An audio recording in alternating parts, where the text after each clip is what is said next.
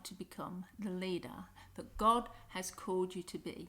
And do you want to learn and discover how you are going to defeat your Goliaths along your leadership path? Well, I'm so glad you've joined me today for my 5-part series, 5 Smooth Stones, the Making of a King. And we're going to look at each stone that David put into his pouch to defeat his Goliath. And I know he only used one, but we can learn from the 5 smooth stones that he picked from the brook. So I have my 5 smooth stones here today, and we're going to be looking at the first smooth stone, and it's the stone of confidence. So we need confidence to defeat our Goliaths. So over the next 5 weeks, we're going to look at each stone, and we're going to name each stone. And at the end of this series, you can print out a downloadable PDF that tells you what each stone represents. So you can find your own smooth stones. I encourage you to go and pick up your own smooth stones and put them next to this printout of this series, so you just keeps reminding you of what a true leader is and what a leader isn't. And I think it's going to help you and it's going to bless you. So as I said before, we're going to be looking at the first smooth stone today, the stone of confidence.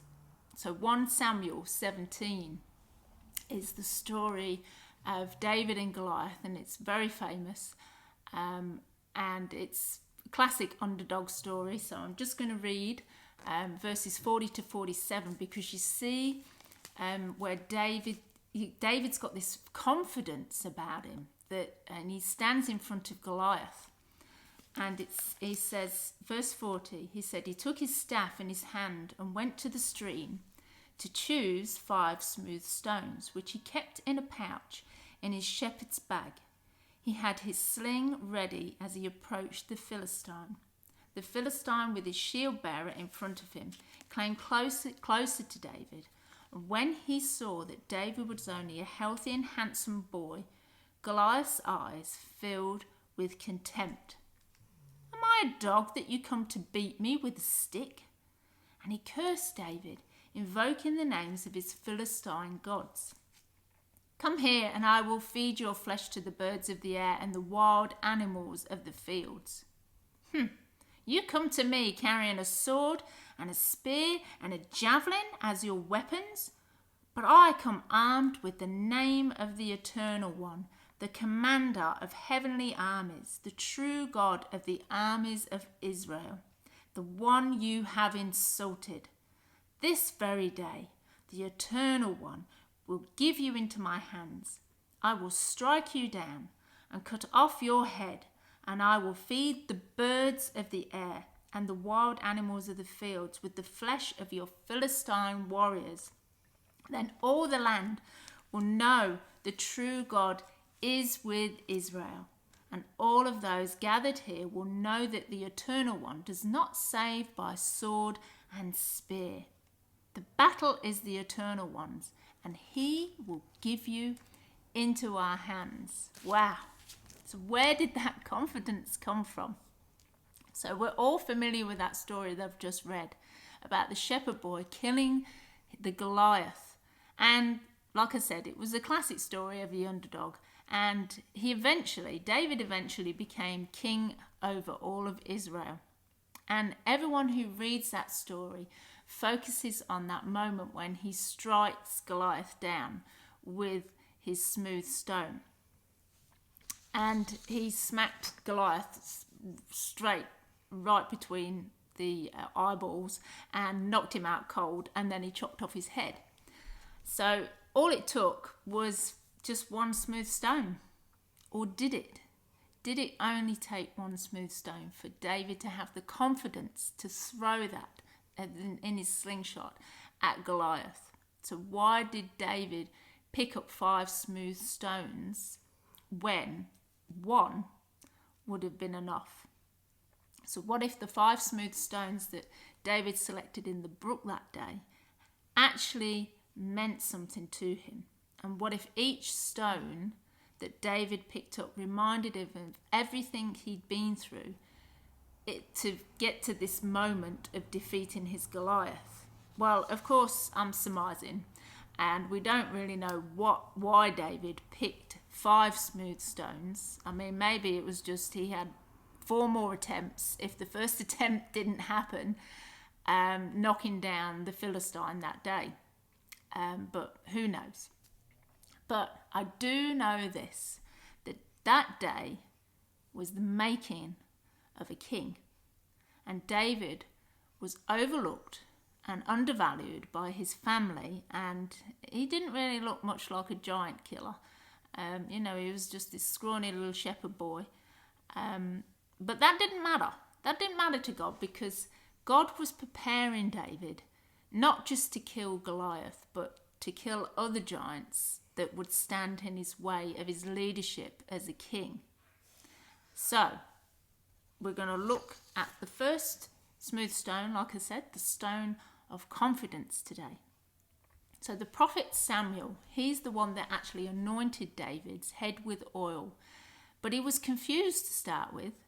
And it's 1 Samuel chapter 16, a chapter before the Goliath defeating. And he couldn't understand why one of Jesse's 7 muscular warrior sons were not chosen by God to be the next king. And he says to Jesse, "Are all your sons here?" And thinking that he'd wasted his journey. And Jesse goes, "Yes, but all except the youngest." And he's just off keeping the sheep. So even his own father is like, it's just David. He's just the runt of the litter. So suddenly he remembered that he had this son in the field looking after the sheep. So I want to ask you, have you ever been forgotten about?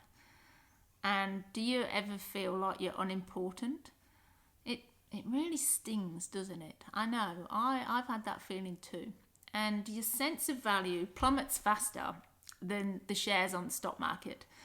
So you're way out in the field, tending to the smelly old sheep, while your brothers, they're shaved, showered, lined up in their best suits, as though they're waiting to be given a rose by the bachelorette.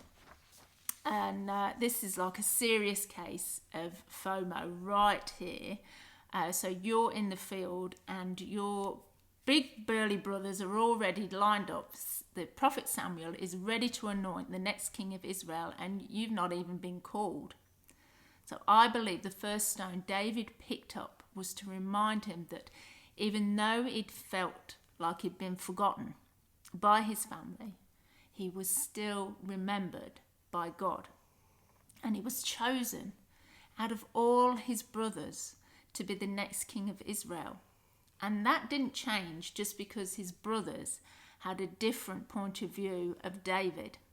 And right before God anoints you for your right before he anoints you for your purpose, the enemy will send his first Goliath. That's what I'm trying to say. He will send his first Goliath to make you feel forgotten, unwanted, and unloved. And the first giant the devil sends when you're stepping into leadership is designed to make you lose your confidence. And that Goliath will whisper that you're not important and everyone has forgotten about you. And once you start doubting and second guessing on whether you're really cut out to be a leader, the devil has already taken ground. And after the prophet Samuel called for the youngest son, God told him that this was the boy he was to pour his anointing oil on. And I can just imagine the response of the older brothers, can't you? I mean, true leaders really don't look much on the outside. They are unassuming creatures who like to blend in rather than stand out. And the way to spot, the way to spot The way to spot, I'm going to keep going. I'm not going to stop it. I'm going to keep going. This is real. This is raw. This is who we are. We are true leaders, and we keep going. So the way to spot a true leader is not one who drops her script on the floor. The way to spot a true leader is that we can lead in any situation that we find ourselves in, because that's where the confidence is, in the gifting of a leader, and it's not in the title of a leader. True leaders don't need a corner office or a plaque with their name printed on it to feel important. And also, true leaders are not much for titles either. They can take them or leave them. If they get given one, fine. If they don't, it doesn't matter, because they lead where they are. And you'll find that the wannabe leaders, they need all those things. They need the corner office, they need the title, they need the plaque with their name on, just to make them feel like they're in the authority of their leadership. And if someone, listen to this, if someone keeps reminding you that they are a leader, then they're not a leader. True leaders don't keep reminding you that they're a leader, because you know that they're a leader. And even if you've been in the field and you're smelling of sheep dung, just like David, and have grass in your hair, when God says you're a leader, then regardless of what anybody else says, anybody else thinks, or anybody else does to you, that statement cannot be scrubbed out. Because when God anoints you as a leader, that's it, period. You're a leader. And you have been anointed by heaven's oil and have God's blessing on you to step into that leadership role. So pick up the smooth stone of confidence today. And remember, if you have been anointed by God for leadership, then no matter what anyone says, you are a leader. Because when you're on the battlefield facing your Goliath, you are going to need that confidence. And it's the first stone that will be the making of a king.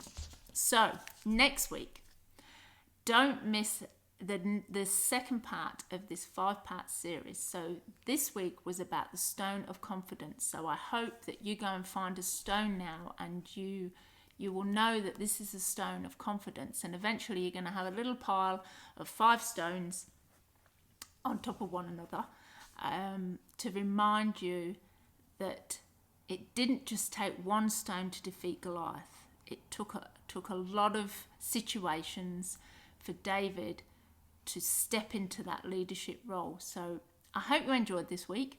And next week is going to be about defeating the lion and the bear. So that's that smooth stone. So I hope you enjoyed this. Comment below if you got a lot out of this, and if you've ever struggled with your confidence. I hope after this teaching you are stepping into the leadership role of confidence. Be confident. So I'll see you next week for the second part of this series. Take care.